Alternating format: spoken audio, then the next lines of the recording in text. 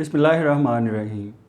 Dear students, this is your teacher Yasir Khan and you are watching me on my YouTube channel Learn with Khan. Hopefully you all will be fine, doing well, learning from the videos that we have uploaded on our YouTube channel. If you have not still subscribed to our channel, do subscribe it and do not forget to press the bell icon so that you may have notifications of the latest videos. Channel के बारे में ज़्यादा से ज़्यादा लोगों के साथ share करें। इसकी वीडियोस अगर आपको फ़ायदा दे रही हैं तो इन वीडियोस को लाइक करें, इनके ऊपर अपने कमेंट्स दें। अगर आपके कोई क्वेश्चंस हों तो वो कमेंट्स सेक्शंस में ज़रूर पूछा करें। उम्मीद है कि जो वीडियोस हम अपलोड कर रहे हैं ये आप स्टूडेंट्स के लिए फ़ायदेमंद साबित हो रही होंगी। कंसिडरेशन के एसेंशियल्स हमने लास्ट लेक्चर में पढ़े थे। आज का हमारा लेक्चर है अनलॉफुल कंसिडरेशंस एंड ऑब्जेक्ट्स, यानी कौन से कंसिडरेशंस और ऑब्जेक्ट्स गैर कानूनी होते हैं। Section 23 of the contract act 1872 it states that consideration और object of a contract is unlawful if it is forbidden by the law, it defeats, if it is allowed, it defeats the provisions of any law, it is fraudulent, it involves or implies injury to a person or property of another, it is immoral or it is opposed to public policy। यानी law ये कहता है कि कोई भी consideration और object जो है वो अनलॉफुल होगा अगर वो इन 6 में से है। इसका मतलब है कि अगर लॉफुल कंसिडरेशन और ऑब्जेक्ट चाहिए तो वो इन 6 में नहीं होना चाहिए। फॉरबिडन बाय लॉ, कानून ने मना किया हुआ है। यानी अगर तो कोई भी कंसिडरेशन जो ऑब्जेक्ट है, आपको कंसिडरेशन और ऑब्जेक्ट में फ़र्क थोड़ा सा बताया था कि फ़र्ज़ करें कि एक घर है, मिस्टर ए मिस्टर बी को किराए पे दे रहा है, 10,000 रुपये महीना उसका किराया लेगा। मिस्टर ए 10,000 रुपये किराया लेगा, उसे मिल रहे हैं, ये कंसिडरेशन है उसकी। और मकान दूसरे बंदे को बी को मिल गया किराए पे, मकान उसके लिए कंसिडरेशन है। अब उसने वहाँ पे जुआ किराया करना है, वहाँ पे नाजायज़ असला जो है वो स्टोर करना है, गैर कानूनी असलहा स्टोर करना है। अब इसका ऑब्जेक्ट वो अनलॉफुल हो गया। यानी कंसिडरेशन में और ऑब्जेक्ट में फ़र्क होता है। कंसिडरेशन में और ऑब्जेक्ट में फ़र्क होता है। बाज़ औक़ात कंसिडरेशन लॉफुल होती है और ऑब्जेक्ट अनलॉफुल होता है। यहाँ हम पढ़ रहे हैं कि कौन से कंसिडरेशंस और ऑब्जेक्ट्स अनलॉफुल होते हैं। हमने पहला ये पढ़ा है कि अगर फॉरबिडन बाय लॉ है, कानून ने मना किया हुआ है। अब 2 सूरतें हैं उसमें भी। अगर तो जो criminal law of the country है उसने बड़ा वाज़े तौर पर उसको मना किया हुआ है, इट इज़ पनिशेबल एक्ट, उसके ऊपर सज़ा मिलनी है, वो काबिल सज़ा जुर्म है, तो फिर इसका मतलब है कि वो काम आपको नहीं करने चाहिए। वो कंसिडरेशन या वो ऑब्जेक्ट जो है वो अनलॉफुल होगा। स्पेशल एक्ट ऑफ लेजिस्लेचर, अगर कोई ख़ास कानून साजी उसके ऊपर हो गई है, कोई कानून बना हुआ है, वो उस ख़ास कानून के दायरे में आता है। वो जनरली उस क्रिमिनल लॉ में डिस्कस नहीं हुआ है, लेकिन कोई स्पेशल एक्ट जो है वो उसको प्रोहिबिट कर रहा है, लेकिन वो directly forbidden by the law है। तो फिर ऐसा काम जो होगा, वो कोई भी काम, वो अनलॉफुल होगा। अब इसकी एग्जांपल देखें। B and C agree to divide the goods obtained by theft. चोरी करके आए हैं बी और सी और आपस में एग्रीमेंट करते हैं कि इसको हम आपस में तकसीम करते हैं। देखें, चोरी शुदा माल है, चोरी करना तो जो है वो that is crime, that is punishable by the criminal law of the country. तो इसका मतलब ये हुआ कि ये जो वो काम कर रहे हैं ये ठीक नहीं है।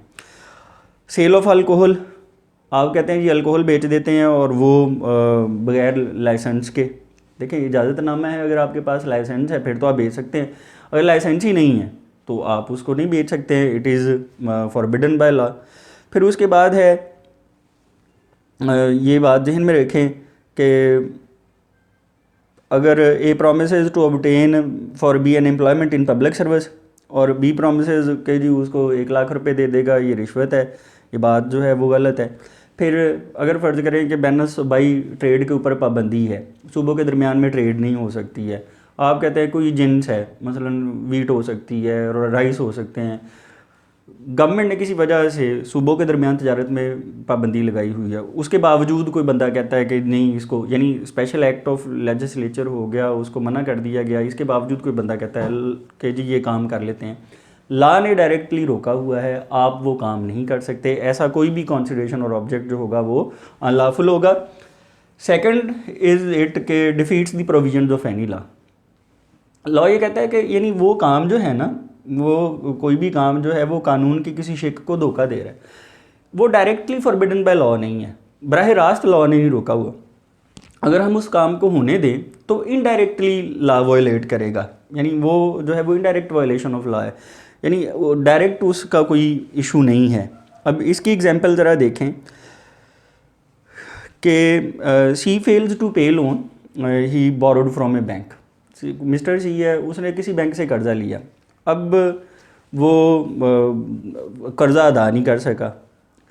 अब जब कोई बंदा इस तरह से कर्ज़ा ना अदा कर सके तो वो बैंकरप्ट हो गया, वो दिवालिया हो गया, उसकी वो जो प्रॉपर्टी है उसको सेल कर दिया जाएगा। अब जो इनसॉल्वेंट पर्सन होता है वो कोई एग्रीमेंट नहीं कर सकता। C's house is put on sale for recovery of loan, उसकी उन्होंने ऑक्शन पे लगा दिया उसको। According to law she can not purchase his own house. देखें, अगर उसके पास पैसे हैं तो वो बैंक को दे, ये कैसे हो सकता है कि वो अपना ही घर खरीदे। अब सी क्या करता है, वो मिस्टर डी से कहता है, वो कहता है कि जनाब ये तुम ऐसा करो मेरे साथ एग्रीमेंट, वो उसके साथ एग्रीमेंट करता है कि तुम ये घर उससे ख़रीद लो, नीलामी में घर ख़रीद लो और बाद में मैं उतने पैसे तुम्हें दे के ये अपने नाम पे ट्रांसफ़र कर लूँगा। अब देखें, डायरेक्टली जो है वो आप लॉ को धोखा नहीं दे रहे, इनडायरेक्टली आप लॉ ही वायलेट कर रहे हैं। यानी अगर आप इसे लॉ कर दें तो ये कानून की नज़रों में जो है वो धूल झोंकने के मुतरादफ है, ऐसा नहीं होना चाहिए। लॉ कहता है कि अगर ये एग्रीमेंट अलाउ कर देंगे तो लॉ बिल वास्ता वो वायलेट हो रहा है, ये अलाउड नहीं है।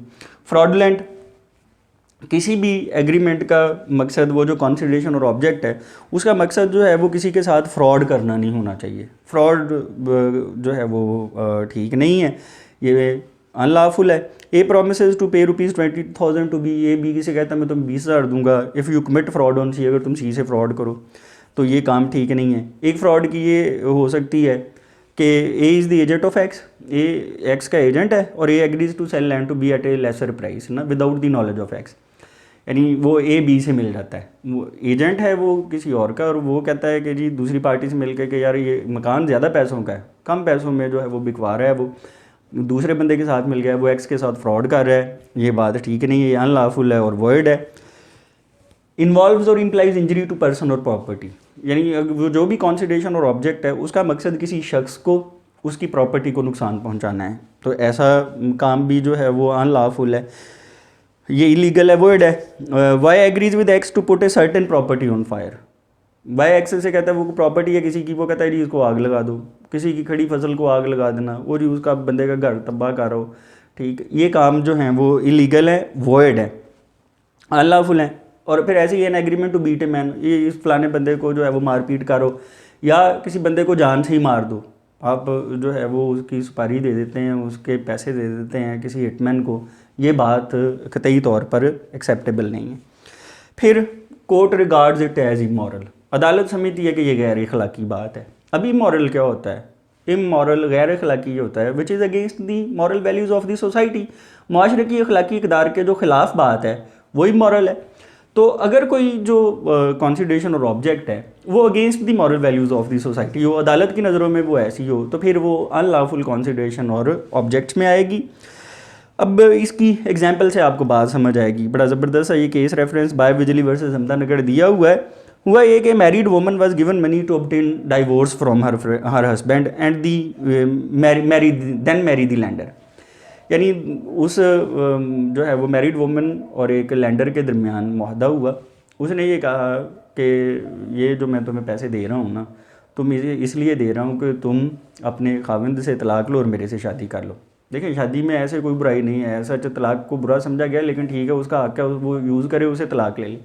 लेकिन बात यह है कि एक बसा बसाया घर जो है वो आप उजाड़ने पे तुले हुए हैं, against the moral values of the society है, हमारे माशरे में इसे बुरा समझा जाता है, ये अखलाकी इक़दार के ख़िलाफ़ बात है। तो हुआ ये कि वो जो औरत थी उसने पैसे भी ले लिए, then she refused to take divorce, उसने तलाक लेने से इनकार कर दिया और वो जो क्रेडिटर था जिसने उधार दिए थे उसने शादी नहीं की।